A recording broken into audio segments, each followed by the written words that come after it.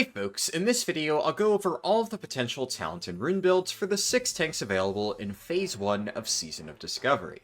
Keep in mind that there's likely still a few secrets we aren't aware of which could change up some of the talents you run, and due to the way runes are acquired, it may take you some time to fully unlock these builds. However, everything discussed in this video should give you a solid understanding of the best known tank builds for leveling and at level 25. If you're only interested in one particular class, you can skip ahead to that section with the timestamps in the video description, but I'll be kicking things off by discussing warriors. Alright, so for warriors, it's a little bit straightforward. Obviously, they're already known tanks from previous versions of Classic. We are getting some cool new stuff, and I guess the first thing I should talk about in that regard is Devastate. So this is one of the new runes. It makes it so while you're in defensive stance and you have a shield equipped, important distinction there, Sunder Armor will now deal 100% increased weapon damage, increased per application of Sunder Armor, etc, etc. So this means that now actually using a shield is really good for tank warriors, which, you know, if you weren't familiar with Classic, at lower levels, Arms Warrior with a two-hander was actually usually a better tank for dungeons. This kind of solidifies Shield Warrior tank even at lower levels, so this is something to keep in mind when we start talking about the endgame builds and the leveling builds. Now, you may not get this rune until much later, so for leveling, it's going to be pretty straightforward. You're going to take 5 points into Cruelty, you're probably in that point going to go 3 points into Rend, 2 points into Deflection, 5 into Tactical Mastery, and level 25 you can take Anger Management. This is really just standard stuff from every version of WoW.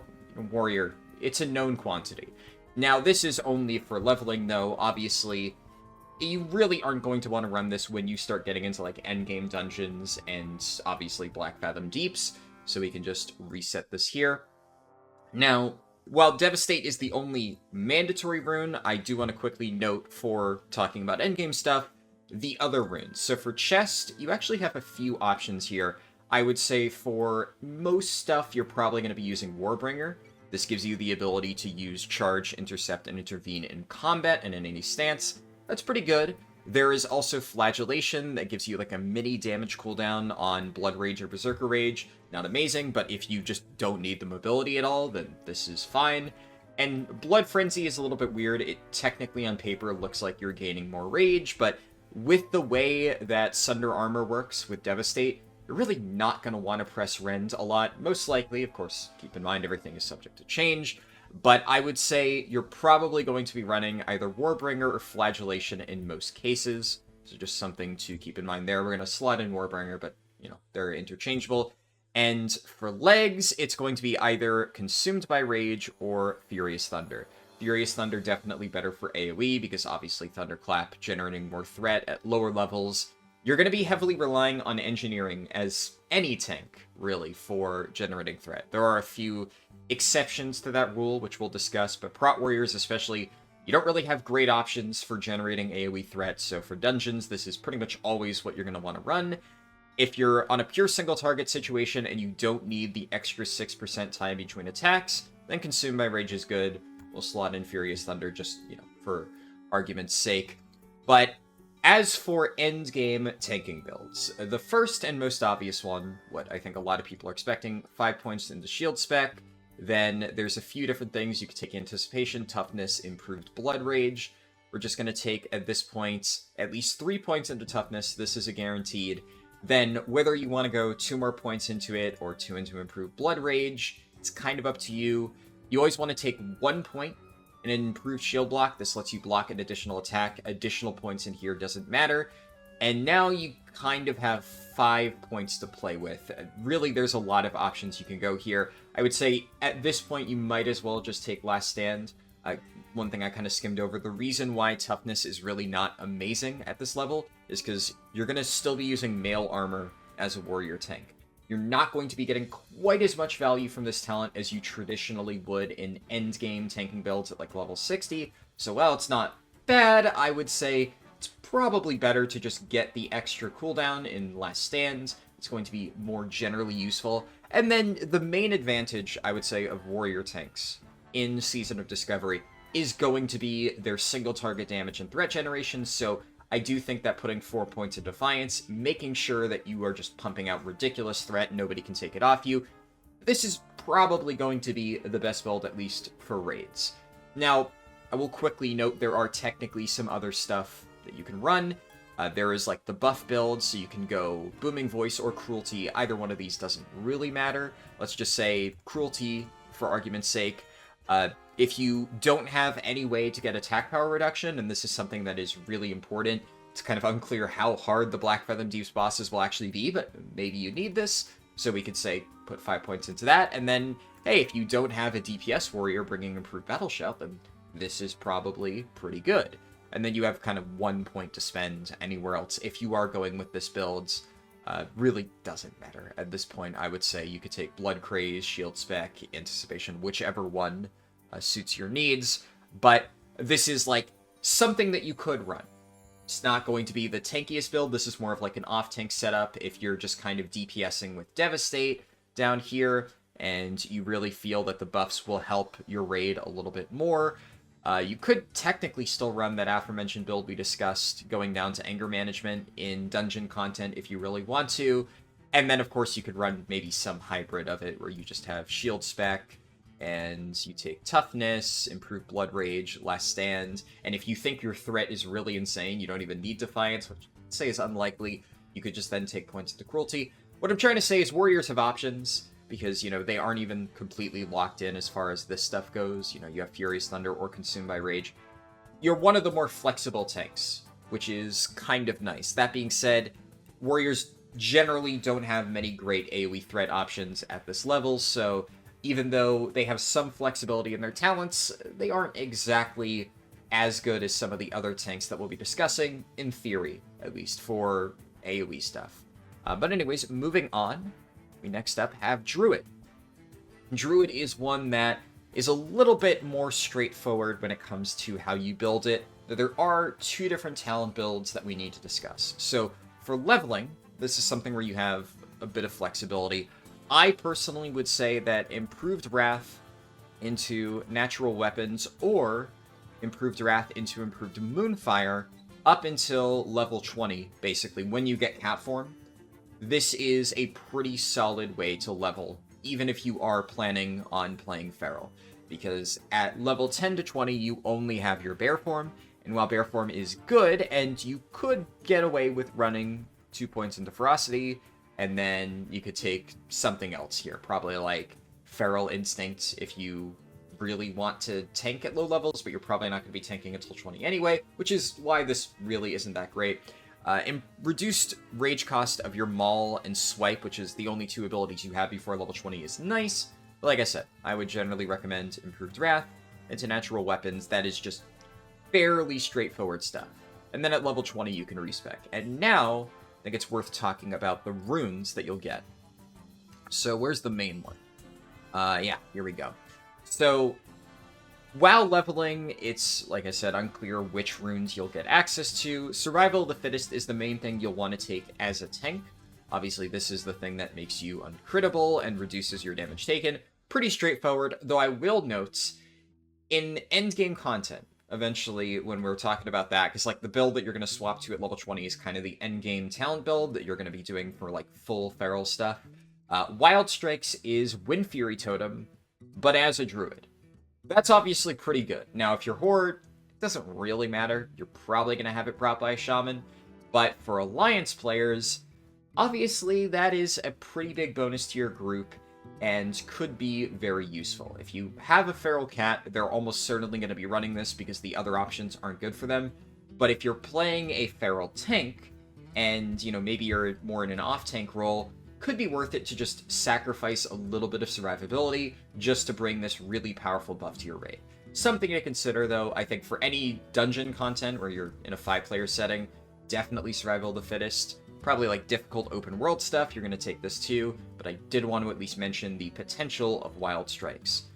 Now for the other one, here we kind of have a toss-up between Mangle and Lacerate. I would say this kind of depends if you're only in bear form, so in dungeon content, it's pretty clearly Lacerate. If you're main tanking in raids like Black Fathom Deeps, once again, Lacerate.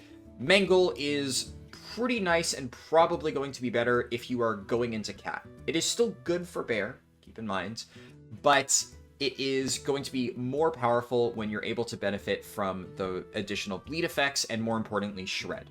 So I would say that is, generally speaking, where it is used. But I could definitely see Feral Druid swapping between these two runes, depending on the fight. But like for solo content or dungeon content, Lacerate is kind of the no-brainer there. And for legs, really not very interesting. If you are off-tanking Cat Weaving, you're going Savage Roar. If you are main tanking, you pretty much always take Skull Bash just because the other options really don't do much for you. And even if you are off-tanking, if you need an extra interrupt, then this is pretty good. It's Feral Charge, except it silences instead of rooting in place for a second. So we're just going to slot Skull Bash in there. So now that we've gotten that covered, pretty basic stuff as far as what you're going to be running as a Feral. For tanking, you're going to be taking points into that. You're going to take Feral Charge. You're going to take 3 points into Sharpened Claws. And then, as usual, this is kind of where it depends. I really like having Feline Swiftness. This is one of those things where, for open world content, obviously Feline Swiftness is just very, very, very powerful.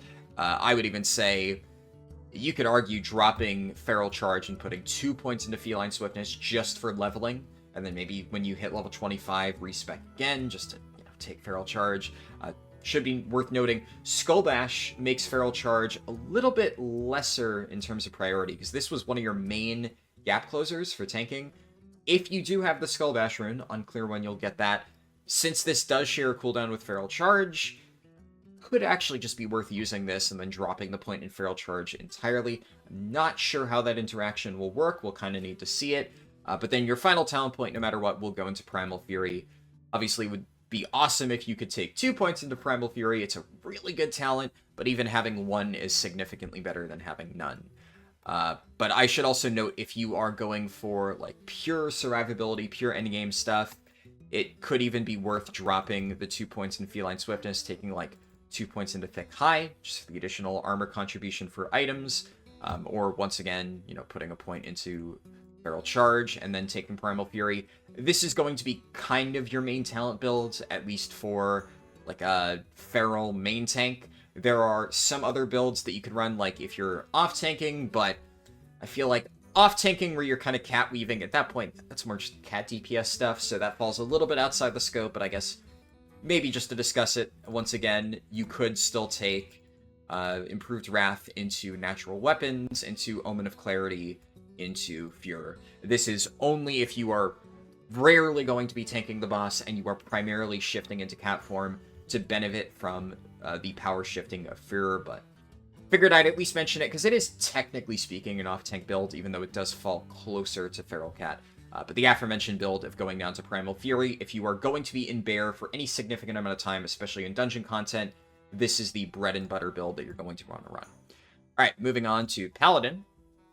This is where things get a little bit more interesting. So Paladins have a few viable builds. I want to start with the runes this time just because it kind of helps us understand why certain builds may be as good as they are. Where's the important one? Yes, Hand of Reckoning. So this is the only mandatory rune for tank Paladins. This is a taunt, finally, for prop Pallies, but it also gives them bonus stuff. So you get increased threat from Righteous Fury. Righteous Fury causes you to gain mana when healed by others, and you get basically a mini cheat death. It's not really a cheat death, just a damage reduction. This is really powerful. This has not only a taunt, but so many bonus effects baked into it. No matter what you are playing, there are 3 different builds, actually, that I'll be discussing here for Prop Pally. All 3 of them run Hand of Reckoning. This is absolutely mandatory. It's really, really crazy.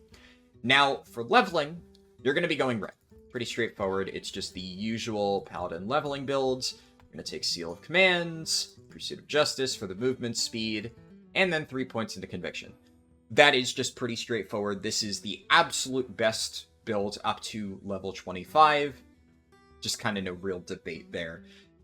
Now, this build, honestly, can tank dungeons just fine. For raids, you'll want to spice it up a little bit, do something else. And the other interesting thing about this build is it can tank dungeons with a two-hander. Honestly, Retribution is looking pretty nuts for just general stuff in Season of Discovery, and there's a few runes down here that kind of are the reason why.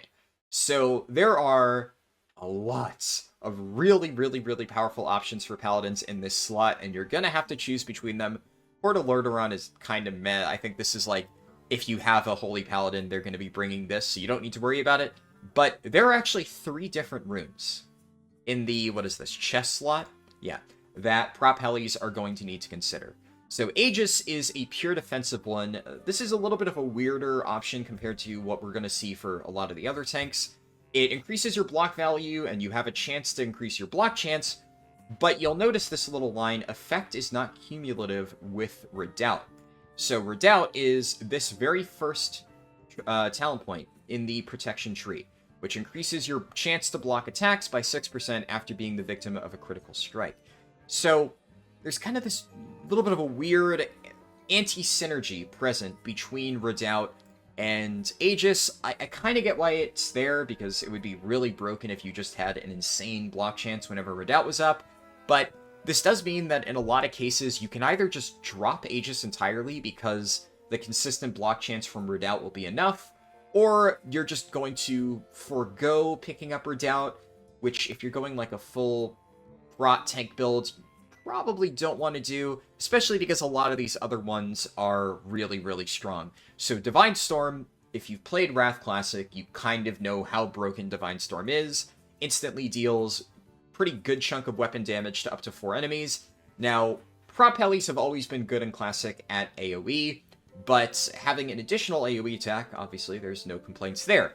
And this is, of course, better if you're using a two-hander. This means that Retribution tanking with Seal of Command with Divine Storm could actually just be a viable way for low-level dungeons compared to some of the other stuff.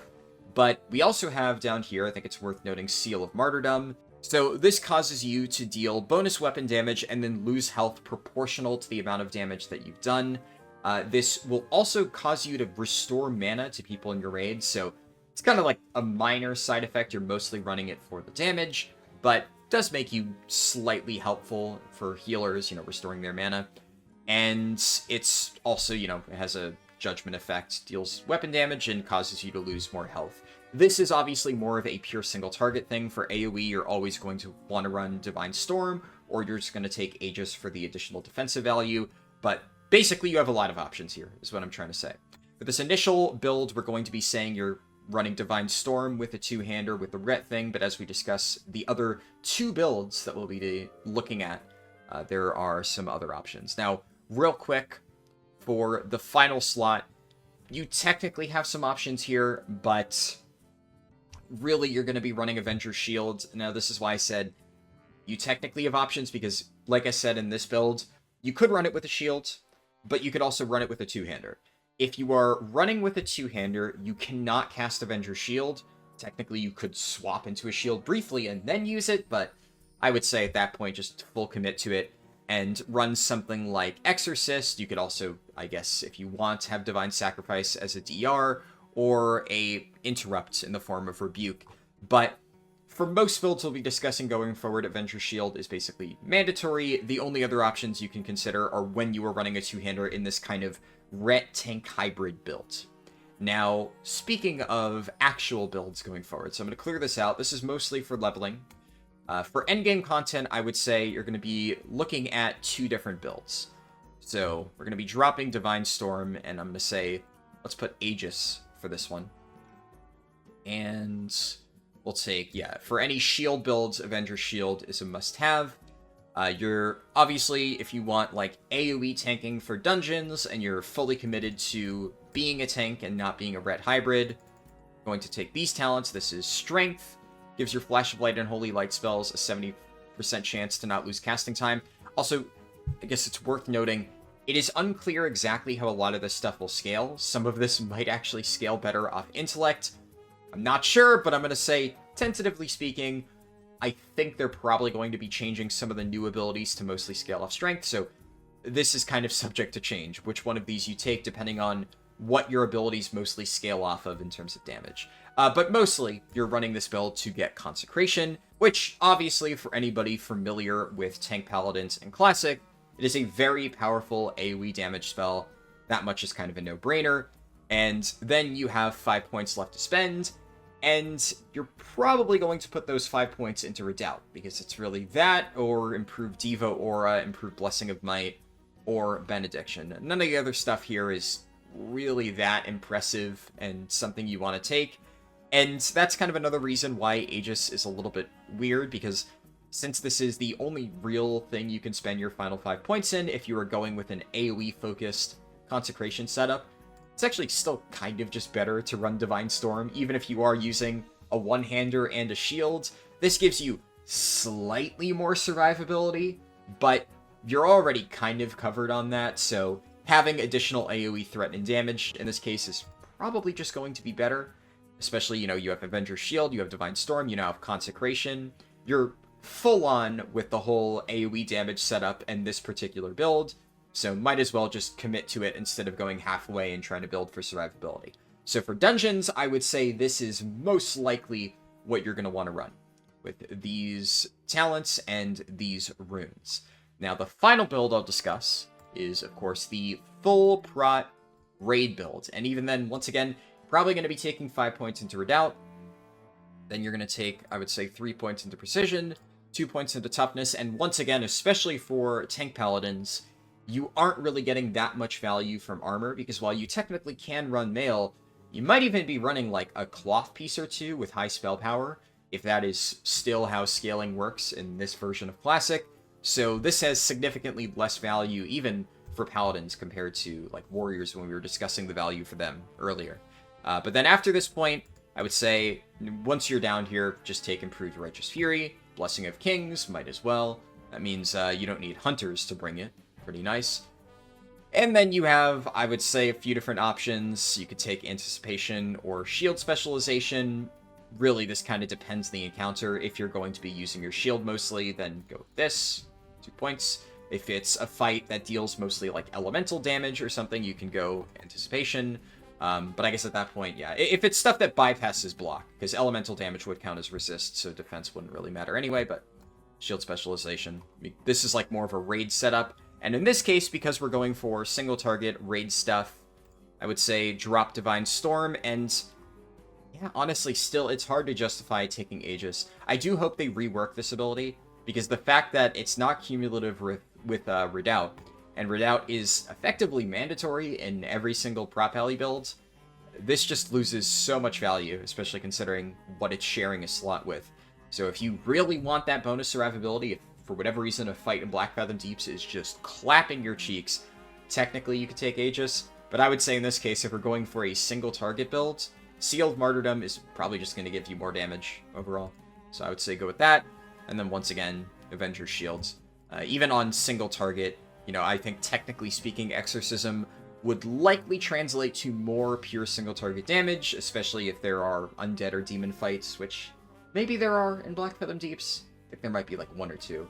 But I would say usually you're just going to want to run Avenger's Shields, and this is going to be more generally useful. Also, if you are running Exorcist and then there's any trash in between boss fights, you'll have to swap out to Avenger's Shield anyway, so it's just like, take Avenger's Shield, I would say. In most cases, it's going to be just as good as Exorcist for damage, and more useful in terms of the utility and AoE stuff.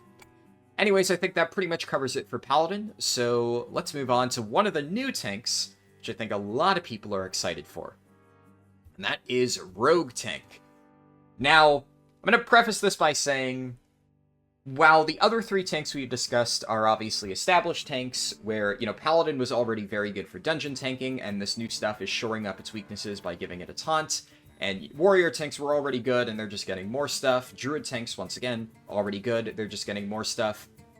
When we talk about Rogue, Shaman, and Warlock, a lot of this is very unknown, because of course we weren't able to playtest it, so there's still many things that could be good, could be bad, hard to say for sure. Unfortunately, for Rogue Tank, it is looking, at least for now, that they are probably going to be the weakest of these new tanks. Like, when we talk about Shaman and Warlock, they're actually not that bad. Hard to say how good they'll be, but they have a lot of potential. Rogue Tank, I will give a quick warning, and of course, play what you want to play, right? Do not let me be the person that steers you away from Rogue Tank, and you're like, oh, it's actually garbage, I'm not going to play it. If you have your heart set on Rogue Tank, play Rogue Tank. But I do want to give you a fair warning going in that it will probably still be a meme build with the current stuff that we know about until level 40. We get to level 40 in the next phase of Season of Discovery, that's when you get Blade Flurry. That's when Rogue Tank really comes online. It'll still have some survivability issues, most likely with what we know, but then it'll have its biggest weakness shored up, which is lack of AoE damage. Because you just don't have any AoE. Plain and simple. Like, warriors have weak AoE because they, have to apply their shouts and stuff. Like, Demo Shout generates threat. Thunderclap generates threat, but it's not super great. Feral Druids have no problem generating AoE threat. Prop Paladins either. Rogues, they don't even have options like Warrior. Like, Warrior is the worst AoE threat tank in, like, traditional Classic, but it can manage.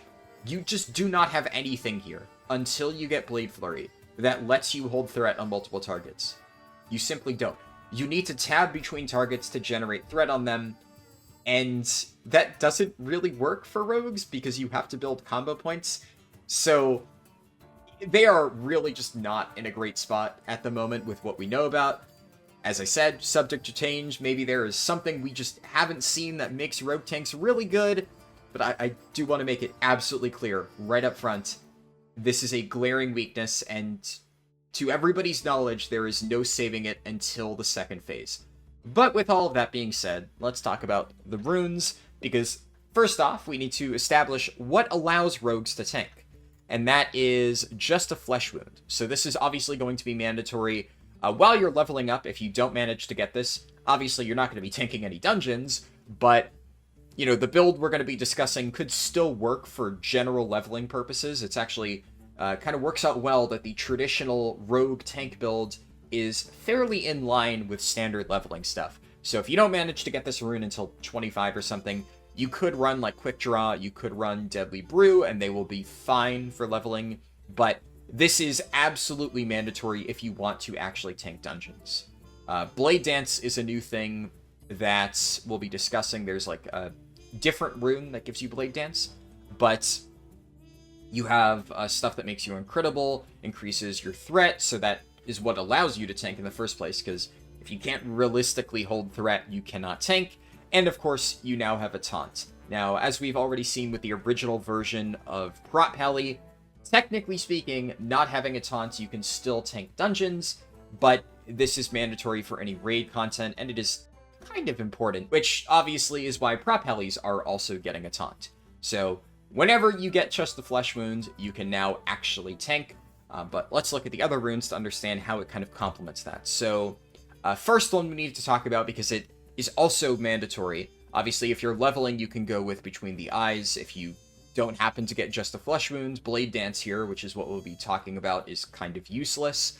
But this is mandatory when you get just the flesh wounds, and when you are actually trying to tank dungeons or raids, because as we can see here, it requires you to have Blade Dance active to get the 20% DR from just the flesh wounds. So they go hand in hand here. Now, what is Blade Dance? It is a finishing move that increases your parry chance. And what you'll notice is that rogue tanks are heavily built around avoidance stuff. So parry, dodge, etc.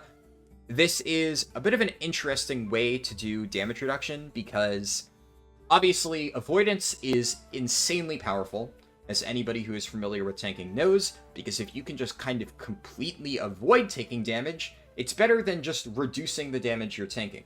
The problem with avoidance is that if your entire kit is built around that, whenever you get a bad luck streak and you don't happen to dodge, you don't happen to parry, you get absolutely demolished. So for dungeon content where you're going to be reliably parrying or dodging a lot of attacks, rogues would be pretty good if they had ways to generate AoE threat. On single target, where bosses are hitting you with presumably large, heavy, intermittent auto attacks, this is going to be a little less consistent, which is kind of the issue with Rogue Tank at the moment. I think long term, like I said before, I have a lot of excitement for how Rogue Tank could play when it has access to its full kit at level 40 through level 60. Right now, that's just not coming together. But like Evasion, for instance, which we'll discuss, later on, Evasion is a ridiculously powerful cooldown for a tank to have access to. So stuff like reducing the cooldown on it will be critical. We'll discuss that later. But when you have that ability, if you are able to consistently reduce the damage you take, like, across the board, then having something like Evasion that gives you insane avoidance and makes you sometimes just take no damage at all could be very strong. But this is, while mandatory, not the most consistent thing in the world, though it is required, like I said, for just a flesh wound, because this is effectively 10% parry and flat 20% DR, which is why it is not completely RNG, but, you know, wanted to explain all that. And finally, hands, you actually have a little bit of decision-making here. So the main two are obviously Main Gouge and Saber Slash. These are Outlaw Rogue abilities from, I think, like, Legion, that we're now getting Classic, which could be wrong in this. I think this is the most far forward we're getting as far as Season of Discovery stuff. A lot of these things are from, like, TBC through Kata, and then we just randomly get Outlaw Rogue things, which I'm pretty sure we're just not here until much later, at least Saber Slash. Could be wrong in that. Maybe it was, like, briefly in the game and got removed. But anyways, so Main Gouge, I would say, is going to be the main thing for tanks, obviously. It's going to be doing less damage because it's hitting with your offhand weapon, but it also increases your chance to parry by 10%, and presumably this will stack with other sources of parry. So if this is stacking with Blade Dance, you're then getting 20% parry, and like I said, the entire idea is you're increasing your parry and dodge chance to try and avoid damage entirely, instead of, you know, just reducing it like with a shield from a warrior paladin, or as we'll see, shaman. But Saber Slash is also pretty good if you just want damage. So honestly, if you're going with like a rogue off-tank build where maximizing your survivability is not a huge concern, may just want to go with this. Just kind of same thing, more damage, combo point generator, etc.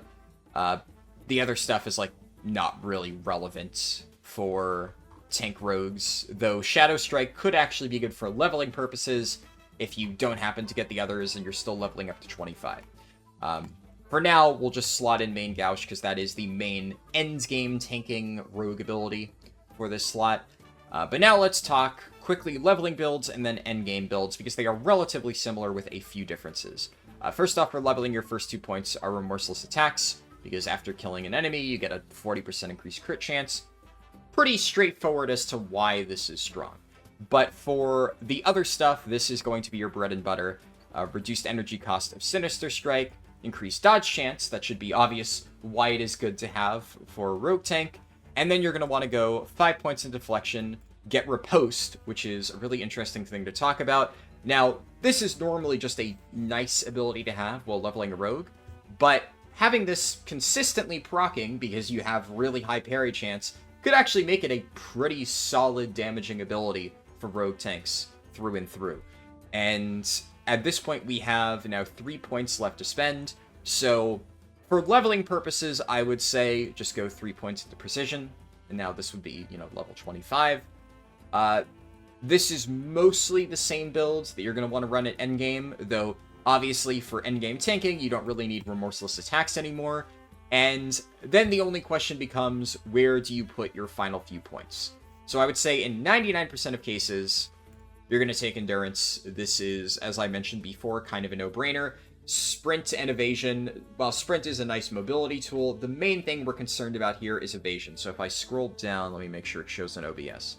Yeah. So Evasion is a 5-minute cooldown. This is obviously ridiculously powerful. Reducing it by 1.5 minute, it's still a 3.5 minute cooldown, but like a 3-ish minute cooldown is still much better than a 5-minute cooldown. That means you'll reliably be getting 2 uses of this on boss fights, and obviously having this up more often in dungeons is going to be fantastic, even though, once again, you are playing with fire, bringing a rogue tank to a leveling dungeon. It's just kind of how it is. But there are also things that you can play around with here. If you would rather have the increased dodge chance, you could drop like 2 points of precision, put it there. I would say it's probably better to have the increased hit chance, to the point where, honestly, might even be worth on some fights just dropping Endurance entirely and taking the increased hit chance, like all 5% of it. While this is very good if you don't think you're going to be needing the second use of evasion, honestly, just take the 2% hit chance. Probably going to be more useful. But that's kind of it as far as rogue tank builds go. It's not like the other tanks where, oh, there's all these options. This is pretty rigid. You kind of want to have riposte for obvious reasons, and the other stuff just really builds itself. I would say the most interesting decision really is just between main Gauche or Saber Slash, but while leveling, of course, that depends on which one you have access to. But yeah, look, I really hope that I am wrong about Rogue Tank. I think it looks extremely exciting. I'm going to be leveling one probably as my second character because I want to try it. I think it's going to be a lot of fun. But as I said, I think Rogue Tanks are going to wait until the level 40 bracket for their time to shine, because when you get to level 40, we just like click random things here to get to required level. Yeah, so required level 35 for Blade Flurry. Actually, what is the exact level requirement for it? It would be actually, yeah, only level 30 where you get Blade Flurry, and then from there you can go into a bunch of different stuff. But the moment you get into that second bracket, where it's 25 up to 40, then you can take Blade Flurry, and now suddenly, 2-minute cooldown, your attacks strike an additional opponent. This is still admittedly not amazing, right, because you only have AoE for 15 seconds every 2 minutes, but it gives you options. So if you are doing a large pull and you want to build threat on multiple targets, while Blade Flurry is active, you can do that. But of course, this is not going to be applicable until 2 months from now. I did want to mention it because it is kind of one of those weird things that you need to discuss when talking about leveling up rogues. But anyways, moving on, we have something that I know a lot of people are very excited for, and that is Shaman tanking. So this is, of course, Horde only. Obviously, Paladin before was Alliance only. And I, unfortunately, am going to be playing Alliance at the start, so I won't be able to play my Shaman tank for a little while. But the builds here are pretty cool. There's a few different options. You have a decent amount of flexibility. Once again, I'm going to, for these, like, non-tank specs that are getting this stuff in Season of Discovery, we first need to talk about the runes, because without them, you really can't tank as a Shaman. Some people are going to tell me, I tanked as a Shaman in, original vanilla release, and it was technically possible, but, like, it wasn't really possible, let's be real. At least not compared to the other tanks. So Shield Mastery is one of the main ones you're going to be taking. Honestly, one thing you'll notice here is all of the tank Shaman runes are completely locked in. It's not like any of the other classes where you have some rune flexibility. Every one of your 3 slots, there is one rune that is clearly designed for you, and that's what you'll be taking. So Shield Mastery, when you block, you regen mana, and you gain armor equal to your shield's armor value. That's good. Yeah, you also always gain 10% increased chance to block and increased block value. No-brainer why that is something you're going to want to take. For hands, you're going to be taking Molten Blast. Once again, this is the only really viable option for the slot. So this will blast 4 enemies in a cone in front of you. This gives you a really, really nice way to generate AoE threat. It even says here it generates an additional amount of high AoE threat, and you have a chance to reset the cooldown on Molten Blast when your Flame Shock does damage. So this is just really good. I actually think that because of Molten Blast, Tank Shaman may be one of the best for AoE situations in dungeons. This is a really, really, really good AoE ability. Paladins will probably still be kings, just because, obviously, we all know that Paladins have ridiculous tools, and as we saw earlier, they're only getting better. But Shaman's definitely already better than Warriors for tanking multiple targets. This is a very, very, very, very strong ability. And finally, for legs, we get, Way of Earth. So this is your taunt. This is like the main thing that lets you be a tank. So the other stuff is survivability, AoE attacks, and now, while Rockbiter Weapon is active on your main hand, you generate more threat, you gain more health, you take reduced damage, you are uncritable, and Earthshock now taunts targets to attack you, and has a separate cooldown for other shock spells. This is just really good. So, while there are other nice things here, like Shamanistic Rage, if this was maybe in the place of Shield Mastery, there are situations where you'd run it, but it is not, so you have to run Way of Earth. All of these runes are completely locked in. As I said before, you may not get all of them immediately while leveling, but the moment you get one of these 3 runes in that slot, it is pretty much the only thing you're going to run, unless you want to run, I don't know, like, you don't get Molten Blast and you want to run Lava Burst while leveling up, I guess. But the moment you get Molten Blast, you're going to be switching to Molten Blast. So with that being said, we can talk about builds where I would say tank shamans have two primary builds with some flexibility. First one I'll talk about is the one I think most people would expect, and that is going with shield specialization. And honestly, I would argue this is for raids and actually even dungeons, honestly. In most situations, it is kind of a no-brainer. No matter what build you're going to be running, because there's some elemental stuff we might mess around with, you'll pretty much always take 5 points in the shield spec. I will talk about situations where maybe that's not the case. While leveling up, I would say probably just take Improved Ghost Wolf to make things easier, but you could also just go straight into Thundering Strikes. This is going to be run no matter what. And then for tanking, Anticipation, 5 points into that is going to be nice. And then finally, 1 point into Flurry. So this is, I think, the no-brainer, straightforward Shaman tank spec that a lot of people are talking about and a lot of people are expecting to be run. As I said, while leveling, you could maybe drop 2 points. I would recommend dropping 2 points into this just to take Improved Ghost Wolf, and then you can respec at 25. But there are a few other things you could maybe mess around with, like damage from your Lightning Shield Orbs may actually be relevant, because if you're consistently taking or tanking mobs, you could actually get a good amount of damage from this, and that would then contribute to your threat. So could take that instead of points in defense. No matter what, your last point should be going towards Flurry.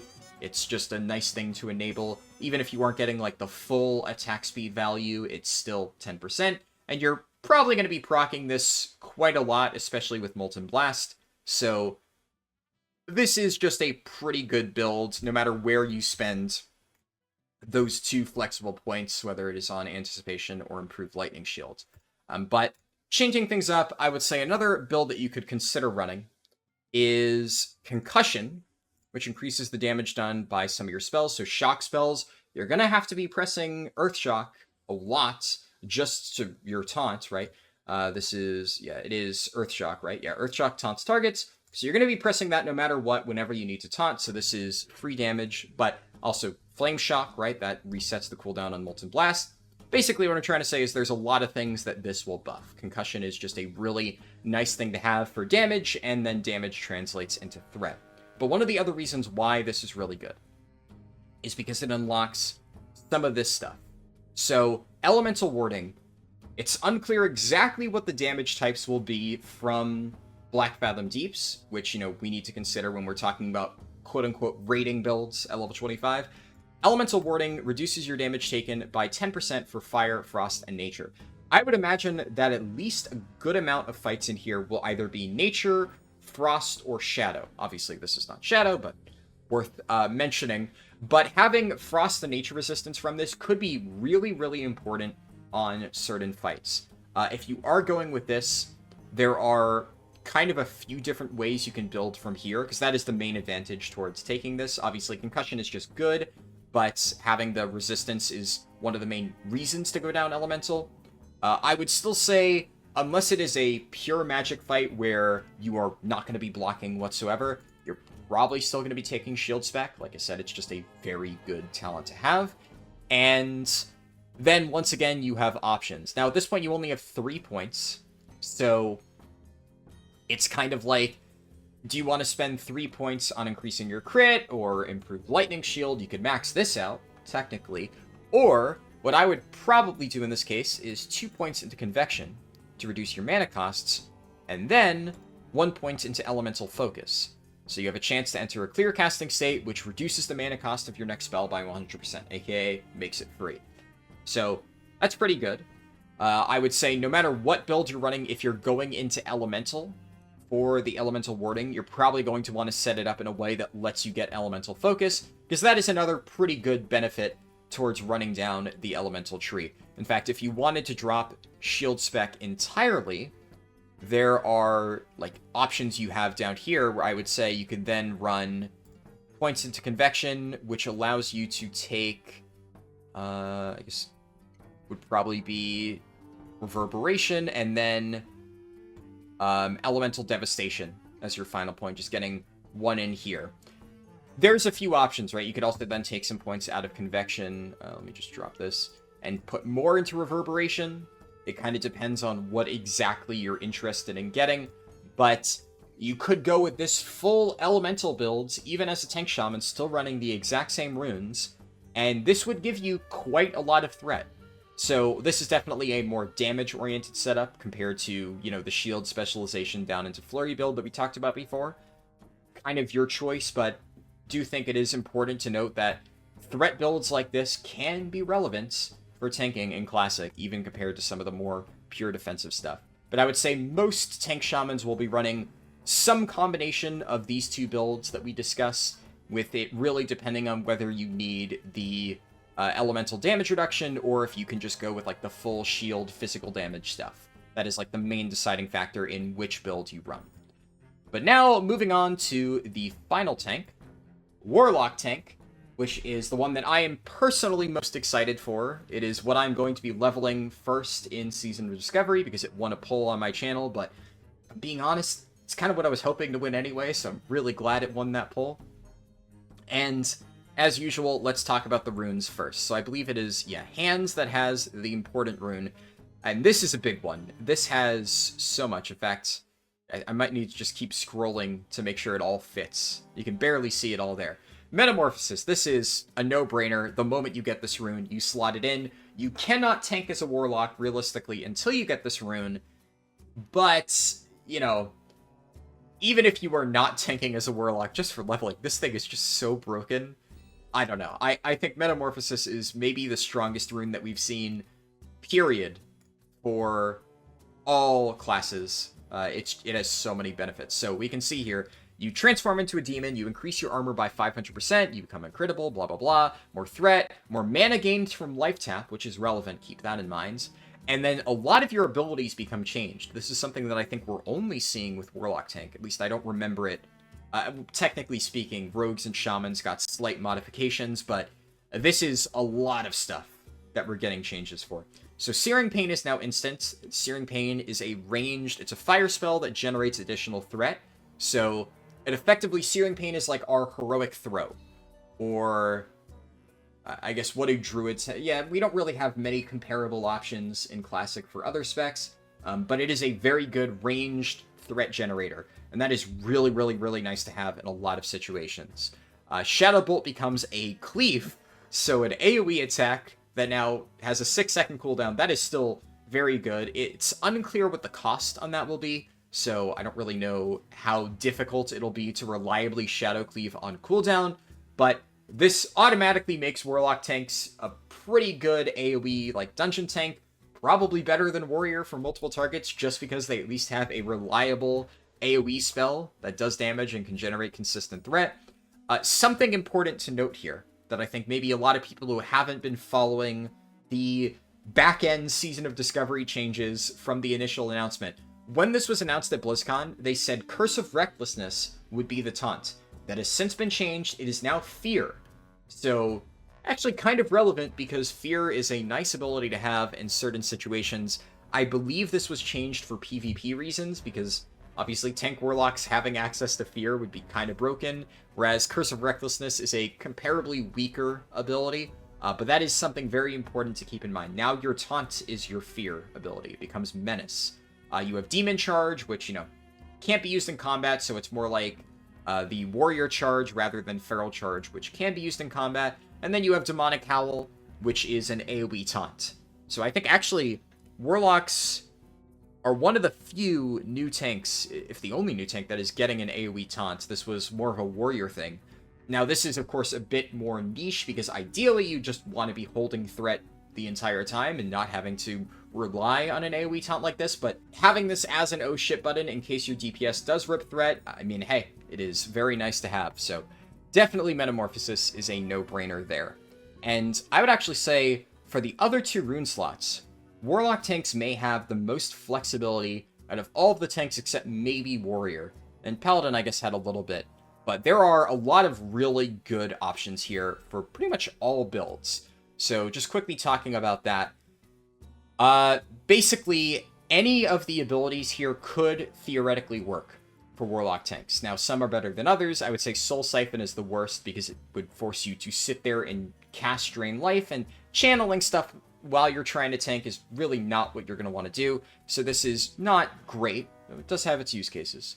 The main two ones are Master Channeler and Rain of Fire, or Lake of Fire in this case, which buffs Rain of Fire. Demonic Tactics is a neat idea, but I think it's just, while it is a nice passive benefit, it doesn't really do enough to compare to these.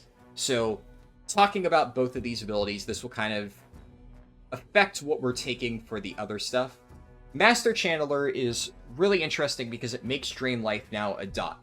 It is a 15-second dot with a 15-second cooldown, and it just causes you to periodically drain health from the target.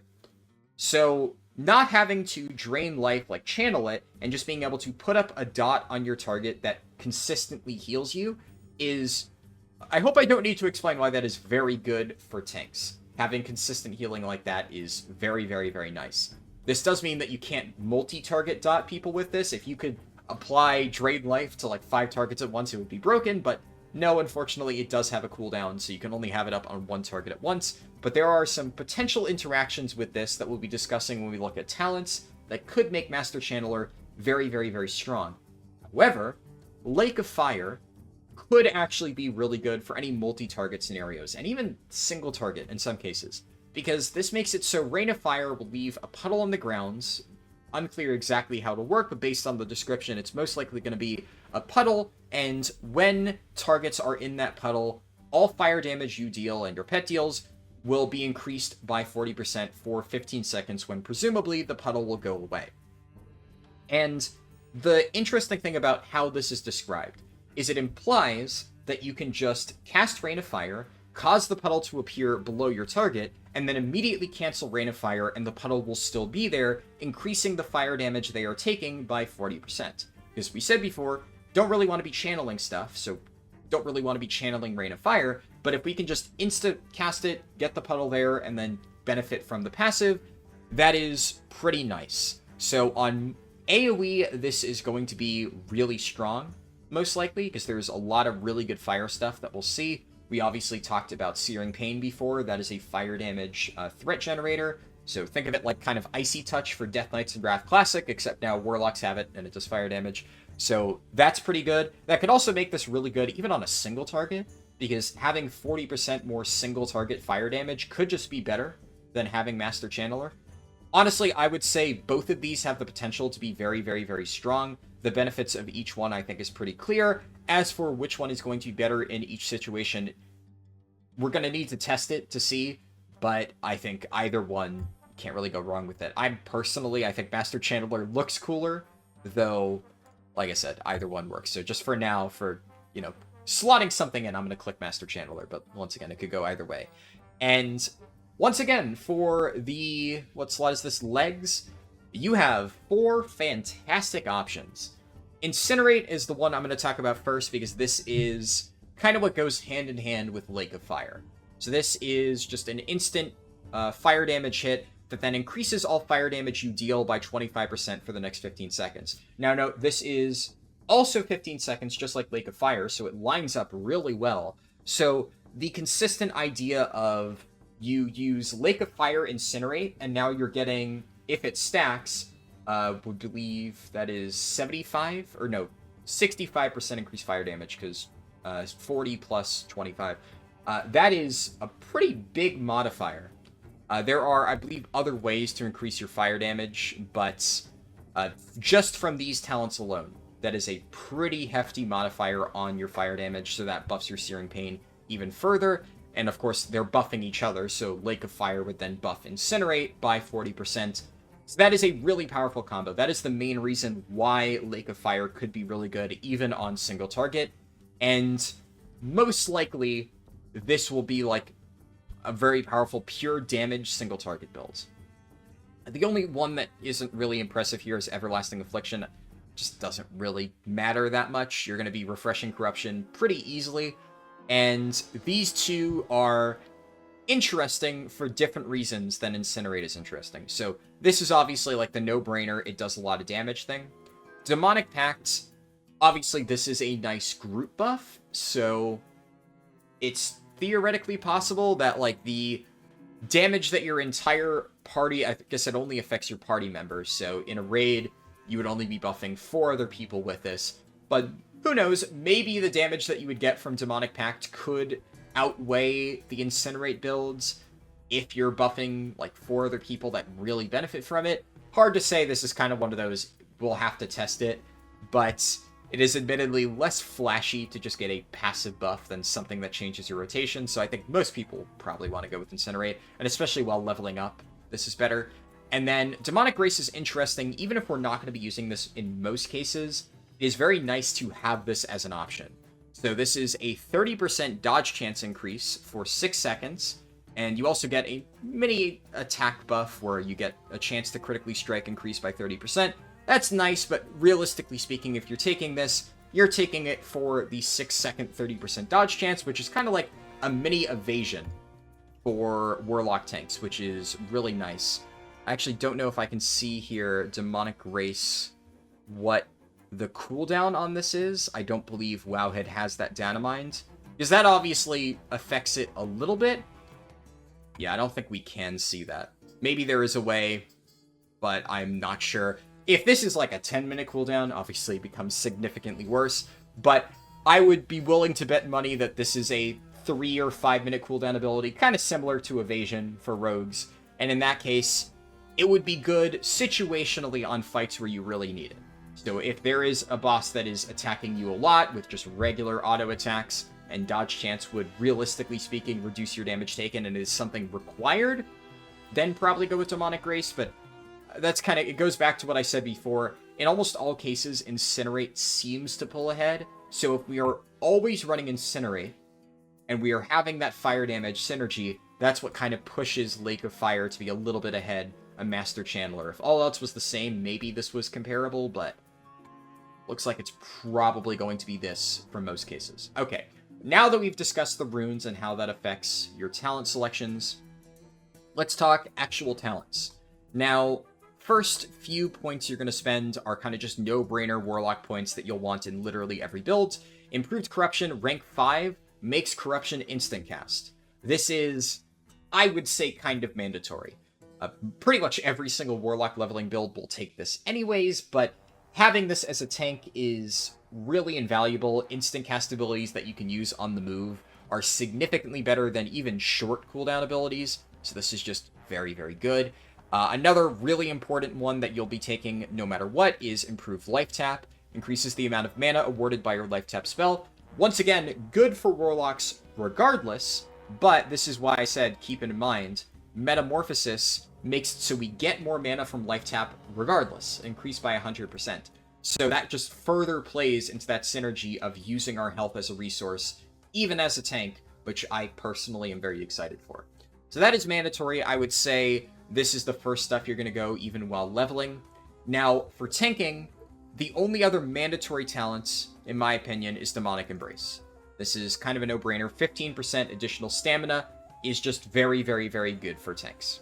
Okay, so now things get interesting because we have 4 talent points left to spend, and we have a few different good options here. So I'm just going to quickly go from left to right talking about the different talents that we could spend these 4 points on. So, reduced chance for enemies to resist your affliction spells. It's not flashy, but increased spell hit chance is pretty good. This stuff, not really worth running. Now, here's where it's a little bit interesting. We have to talk about Master Channeler versus Lake of Fire. So, Improved Drain Life increases the health drained by your Drain Life spell by 2%. Now, this only affects the base amount of damage that Drain Life will heal you for, and it doesn't really scale super well in later parts of Classic. But at level 25, this would theoretically still be giving you pretty good healing and pretty good damage if you are running Master Channeler. So that's where it's kind of a weird situation where I would say if you wanted to run, for instance, Demonic Grace for whatever reason, or Demonic Pact, and you weren't running Incinerate, and then Lake of Fire had less value, you could justify taking then Master Channeler and putting these 4 points into, only 4 yet. Only 4 points into Improved Drain Life. That is not a bad idea.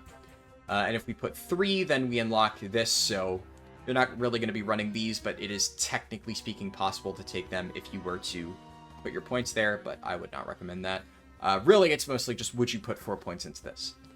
If you are not running Master Channeler, you definitely don't run Improved Drain Life, but I do think it is worth considering. Now, increase the amount restored by your health stone is technically speaking a healing increase to you, but I would say this is probably not impactful enough to really be worth running. You could then take Improved Health Funnel. I don't think that's good. Improved Void Walker is situationally useful because this could make it so your Void Walkers, I believe it's the Sacrifice thing, gives you an Absorb Shield. So this would improve the Absorb Shield you get by sacrificing your Void Walker. If you feel like you need that Absorb Shield, this could be a good talent to take. Alternatively, you could run with an Imp, and like if you are the one mostly tanking, you actually don't really need the Void Walker. The Void Walker is kind of a weird thing where I think a lot of people may initially intuitively expect that Void Walker will be like the best pet for a Warlock tank.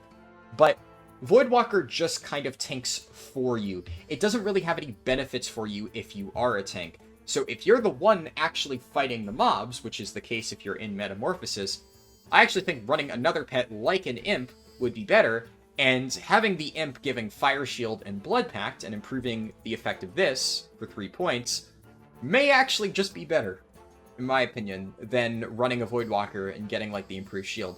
And I would say put your points in one or the other. Don't like split the difference and put like 1 point into improved Void Walker if you're doing that.